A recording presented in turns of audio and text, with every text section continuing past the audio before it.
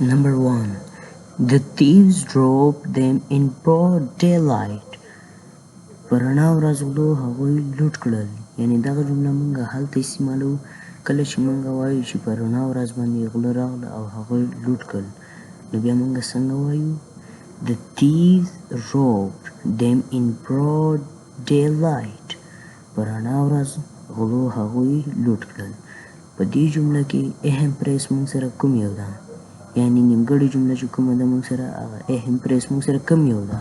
په دې جمله کې موږ سره اهم پریس چې کوم ده هغه موږ سره ده in broad daylight. په رڼا ورځ کې. in broad daylight مطلب په رڼا ورځ کې.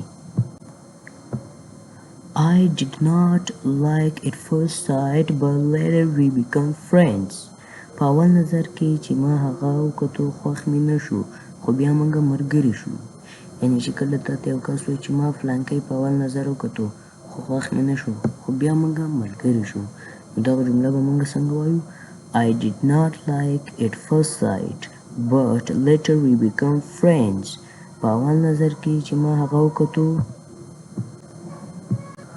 نو خوښ مې نه شو خو بیا په آخر کې موږ ملګري شو. په دې کې موږ سره چې کوم اهم فریز دی هغه موږ سره دی at first sight. at first sight مطلب په اول نظر. یعنې په پیل ځل چې یو شی یا یو کس وګورئ نو ته به څنګه وایې بیا at first sight په اول نظر. دا موږ سره اهم فریز په دې سنټینس کې و. اهم فریز موږ سره څه at first sight په اول نظر. Number 3. I must talk to him face to face. زه باید ضرور هغه سره مخامخ خبرې وکړم. زه باید هغه سره مخامخ خبرې وکړم. یعنې دا جمله موږ هلته استعمالوو کله چې موږ یو کس ته وایو چې زه باید له هغه سره مخامخ خبرې وکړم فیس ټو فیس خبرې وکړم. نو بیا به موږ څنګه وایو؟ I must talk to him face to face. زه باید ضرور هغه سره مخامخ خبرې وکړم. په دې جمله کې چې کوم موږ سره اهم فریز دی هغه موږ سره څه دی؟ فیس ټو فیس. فیس ټو فیس مطلب مخامخ. یو بل ته مخامخ. نو دې ته موږ څه وایو؟ فیس ټو فیس. دا موږ سره په دې جمله کې اهم فریز. I have seen a lot of ups and downs in my life. ما په خپل ژوند کې ډېرې ښې او بدې ورځې کتلي دي. ما په خپل ژوند کې ډېرې ښې او بدې ورځې کتلي.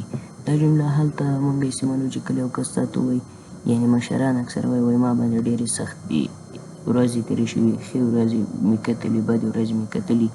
نو دغه جمله بیا موږ په انګلیش کې داسې وایو I have seen a lot of ups and downs in my life. ما په خپل ژوند کې ډېرې ښې او بدې ورځې کتلي دي. په دغه جمله کې چې کوم موږ سره اهم فریز دی هغه موږ سره دی ups and downs. up and downs. ups مطلب ښې and downs بدې. چې کله ته وایې چې ښه یعنې ښې ورځې یا ښه هغه وخت نو ته به بیا ups وایې. که چېرته وایې چې نه بدې ورځې یا بد وخت په ما باندې تېر شوی یا مې کتلی نو ته به بیا څه استعمالوې؟ downs.